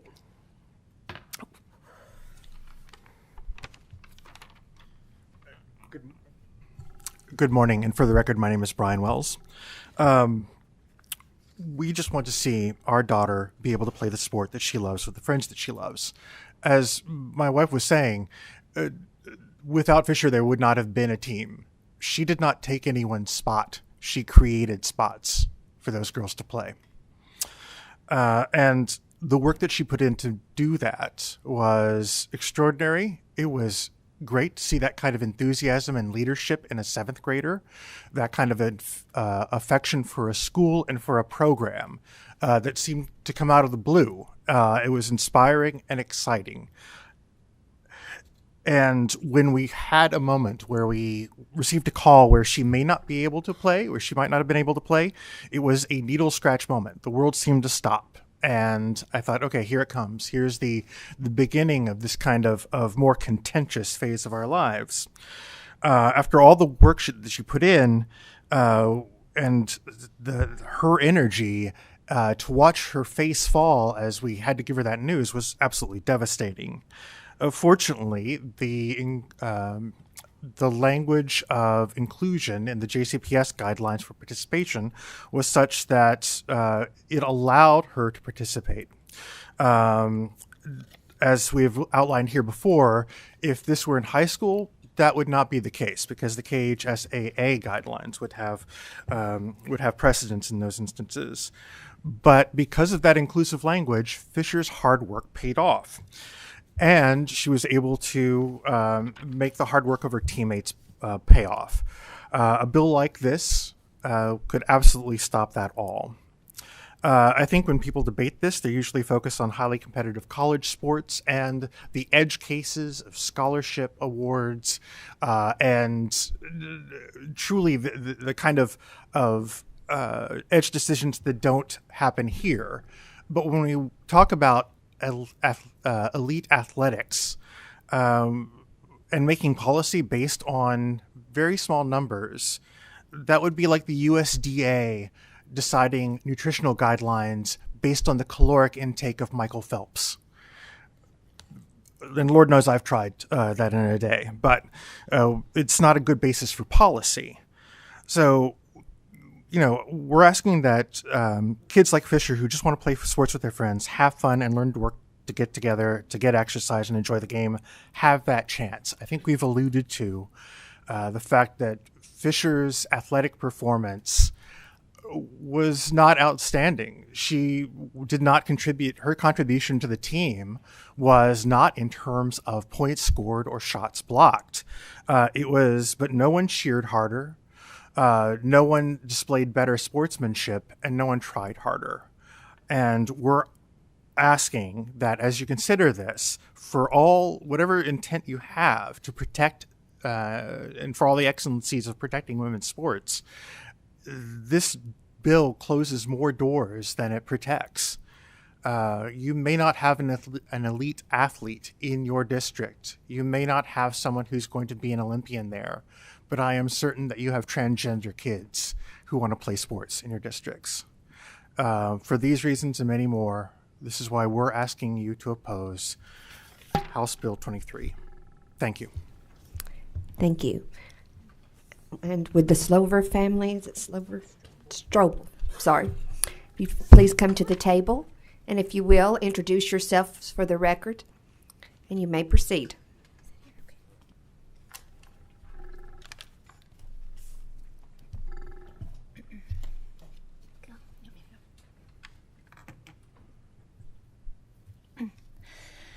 Hello, my name is Ray Strobel, and thank you very much for taking the time to listen to us today. My name is Ray. This is my daughter, Cedar. She just turned 8 in December. She loves gymnastics, animals, collecting rocks, and playing ninja. She also loves cooking. She loves playing with her 2 younger siblings, ages 5 and 4. She started a rock club at her school this year, and she also loves playing soccer. She played this last fall in a co-ed community league with other 6 and 7-year-olds. She loved being outside, getting to run, learning to kick and dribble, and especially loved it when she made a goal.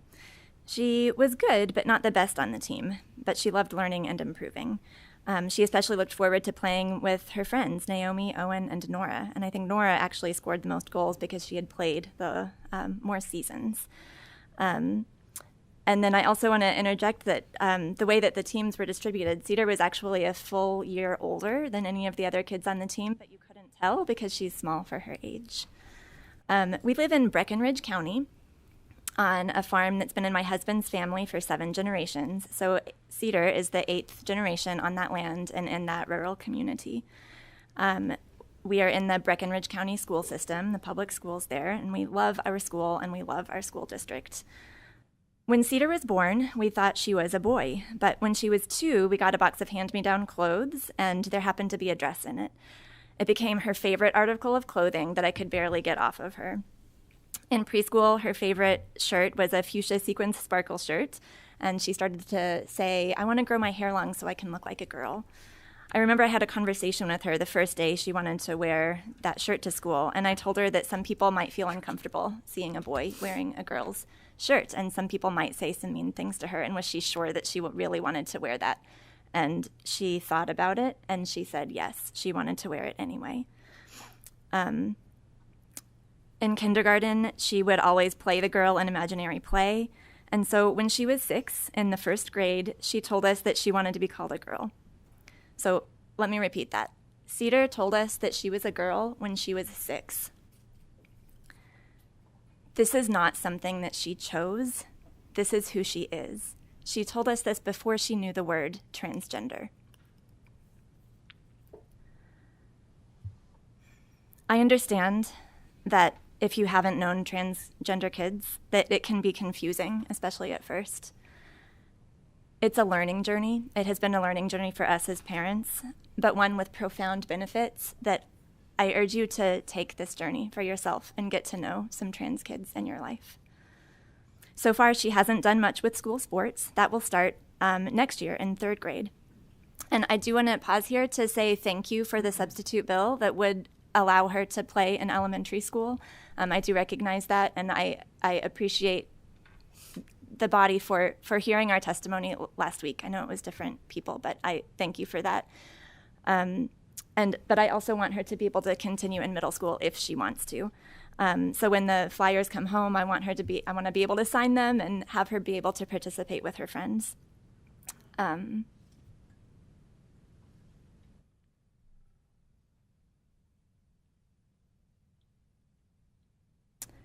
As a parent, like any parent, I want to protect my child and pave the way for each of them to pursue their interests, dreams, and passions. So on our journey, we've learned that a trans kid needs what any kid needs: unconditional love, acceptance for who they are, and support from their family, friends, and community. And that includes being fully included in their school community and being able to play on sports teams, and ideally through middle school. As has been stated, Kentucky policies already don't allow trans kids to play in high school, and so this bill will hurt the middle schoolers, which we all know is a very difficult time. So I think that I wish that we could get beyond the this camp and that camp and really focus on what we agree on. And surely we can all see and agree that everyone wants fairness for everyone. Of course, we want women to be treated fairly, and we want trans people to be treated fairly. So surely we can find a way to do that together that does not hurt our youngest children. Thank you. Hi, I'm Cedar, and I'm a transgender girl.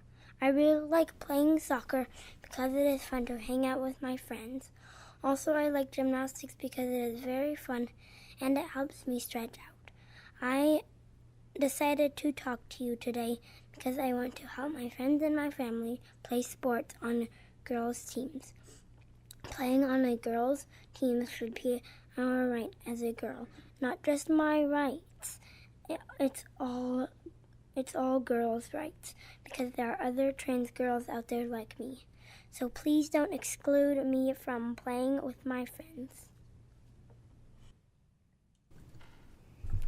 Thank you very much. We also have Reese Ragland. If she would come to the table, please.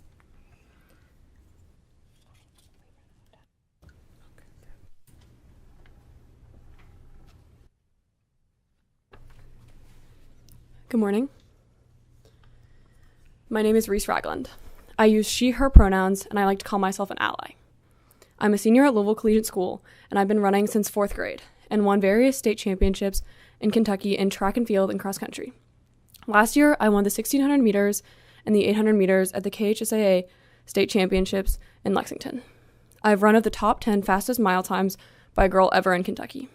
I've decided to continue my running career under a full athletic scholarship in the fall for track and cross country next year at Tulane University. I've also played field hockey from the 2nd grade until junior year. I don't say any of that to boast, but instead to tell you that I know girl sports. I identify as a cis woman, but I am here today to speak in committee in opposition to House Bill 23. Children across the country have a fundamental human right to participate in sports. I've earned 20 varsity letters across several sports, and I've been on teams since the 1st grade. I've always loved sports and competing. It's part of who I am. I love practice, I love my teammates, I love racing. All children, whoever they are, deserve the right to be a part of the team, just as I have. These group activities teach us life's lessons about winning, losing, and learning respect for the people around us. That's why we do use sports, to teach our children, not to prepare them for the Olympics or the pros, but to learn those life lessons. House Bill 23 bans a certain class of athletes, transgender girls specifically, from competing. It hurts girls that are already vulnerable and limits them from experiencing one of the greatest stages of their life to the fullest. Please, Kentucky, let the children play. In many of the sports offered to girls of all ages here, I am unfamiliar with any trans girls outperforming the cisgender girls to bring this bill to be a concern to the state. I frankly find this bill to be selfish, as it has found the power to withhold a group of women and girls from dreaming and expressing themselves freely, and not just in school, but in sports as well. Of all the people I have run against with, I have never had anything but respect. In a race of guts and grit, there may be those out there faster than me, but a true athlete could never be disappointed by finishing knowing that they have worked their hardest. If I'm going to win, I want to win with honor, knowing that I have made it to the podium because it was me who put in the work. This bill would give a person the opportunity to file a lawsuit against the opponent who identifies as trans for damages. The ability to file a lawsuit against an athlete, specifically middle school girls, is despicable. There is no honor in a system allowing one player to sue another for participating, based on an outdated bias against those that are different from ourselves. I find this bill to be an attack on the trans community in Kentucky. I urge you to let the children play, just as we all have. Thank you. Madam Chair, if you have any questions. Thank you. I don't see any questions right now. We do have one more. Presenter Jonathan Love, Lowe, if you would please come to the table. Thank you. Thank you.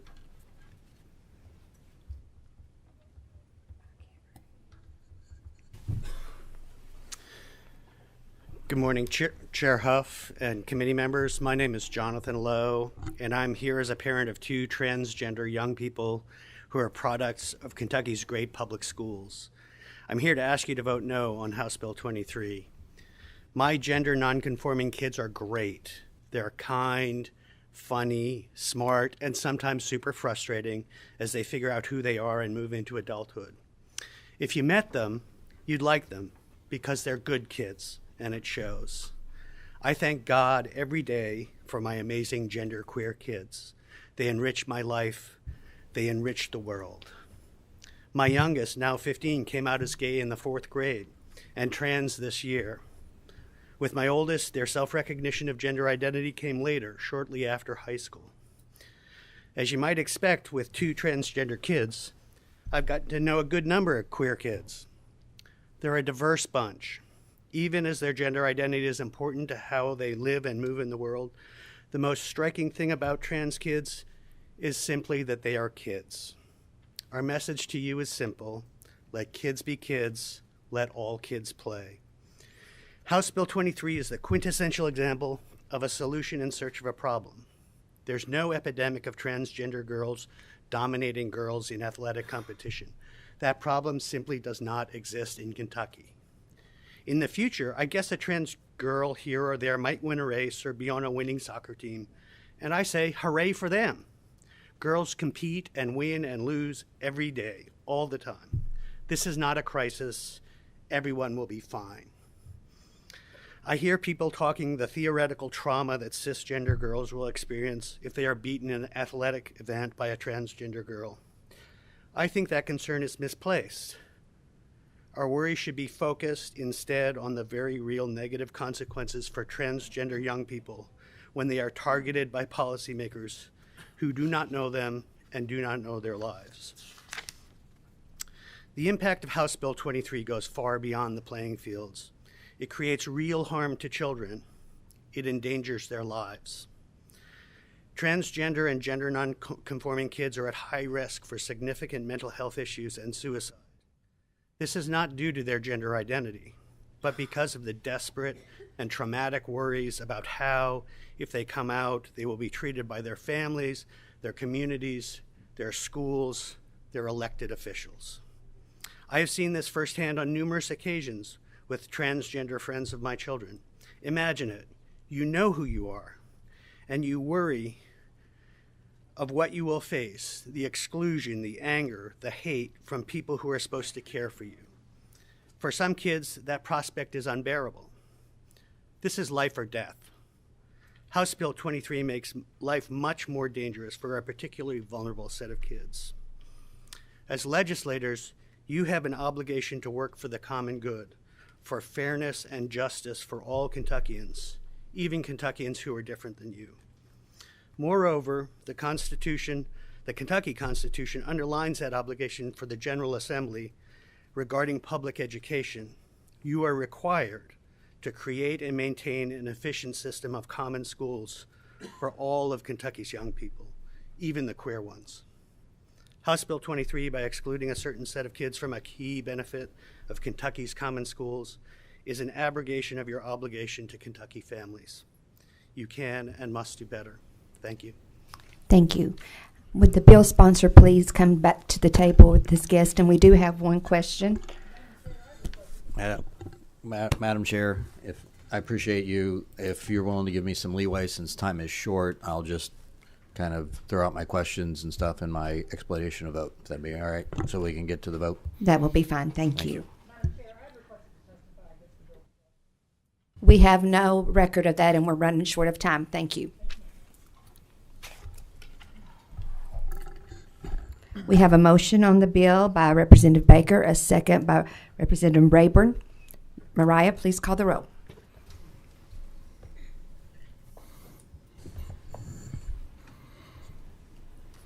Representative Baker? Yes. Representative Banta? Madam Chair, may I explain my vote? Please Thank you. proceed. I'm not in love with this. I don't know what the answer is. I would like to get a group of big brains around and talk about it. This is not a vote against transgender kids. I'm running a couple LGBTQ bills right now, but at this time, I'm going to be a yes on this bill. Thank you. Representative Bojanowski? I'd like to vote no, and I'd also like to thank the chair for allowing the voices to be heard today. Thank you. Representative Decker? Yes. Representative Donahue? I vote no. Representative Dossett? Yes. Representative Hart? Yes. Representative Koenig? Explain my vote, Madam Chair. Please proceed. Thank you. First of all, Fisher and Cedar, thank you for coming and being brave and sharing your opinion. I know that's not easy to do around here sometimes, and I appreciate that. I'm going to vote yes. I agree with the concept of creating a level playing field. I do believe that this bill is not necessarily needed as we have a regulation in place. And the difference between I understand that the desire to put it into statute, but the difference between the regulation and this bill is the cause of action. And I don't know who gets sued in this. Is it the coaches? Is it the school? Is it the doctors who have verified the gender of someone? Is it other athletes? Is it the athlete's family? There's a lot to unpack there, and I have serious problems with that portion, and I'll probably be coming with an amendment because I believe the remedy for using ineligible players is forfeiture of games and or championships, and I think that's the right remedy for this, not a bunch of lawsuits. Thank you, Madam Chair. Thank you. Representative Koenig? Was that a yes or no? Yeah. Representative Lewis? Representative Massey? Yes for today. I'll reserve my right on the floor. Representative McCool? Representative Miller? No. Representative Gibbons-Prunty? Yes. Representative Rayburn? Yes. Representative Riley? Yes. Representative Scott? I'd like to explain my vote, Chairwoman. Proceed. Thank you. So I'm a mom of two beautiful children, and I'm hurt that we're having this conversation right now because we're codifying discrimination. It's interesting to me that with HB 23, it's as if we're looking to make money off of discrimination with this monetary damage of $5,000. And this bill talks about retaliation. Well, the bill is a retaliation against transgender athletes for being their whole authentic selves. And quite frankly, the bill talked about psychological harm. Well, it's going to do psychological harm to trans students who are denied their humanity. It's clear to me that this bill isn't about fairness. This is about power, domination, and control over people's bodies. This is unnecessary, and instead we should be protecting LGBTQ youth by banning conversion torture, ending discrimination in housing and healthcare, and in this state legislature. Bullying is a state legislature using its political power to hurt kids. We should let kids play sports. That's it. That's the bottom line. I'm a no. Representative Timoney? Explain my vote. Proceed. I have several concerns with the bill. First is the NCAA ruling this past week and what that means for our post-secondary institutions. Obviously, I know that we have to be comply with NCAA rules in order to participate, and we need to make sure that that's squared away. As someone who has K through 12 experience with the majority of my time working with middle school kids, I understand that that time period is more about mental health than it is about anything else. The fact that 52% of trans students have had suicidal ideation within the past 2 years is a catastrophic red flag that we need to pay attention to. So I'm going to be a no vote today due to the homeless rates of the LGBT community as well as trans students. I think that the investigative rules need to be ironed out. Currently, we are looking at 50 trans athletes out of 200,000 NCAA athletes. So for those non-math people in the house, that's a 0.00025%. We've got time to do this right. Okay, I'd like to be part of the discussion that Representative Banta had mentioned because there are physiological things that I'd like to work out. But as of right now, I am a no. Representative Tipton? Yes. Representative Weber? Yes. Representative White? Representative Wilner? No. Chair Huff? Yes. House Bill 23 passes with the expression of opinion that the same should pass with the committee subattached thereto. I want to thank everyone for joining us this morning.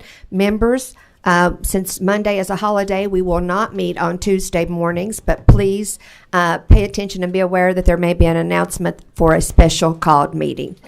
Do I have a motion for adjournment? We have a motion, a second? We are adjourned. Thank you.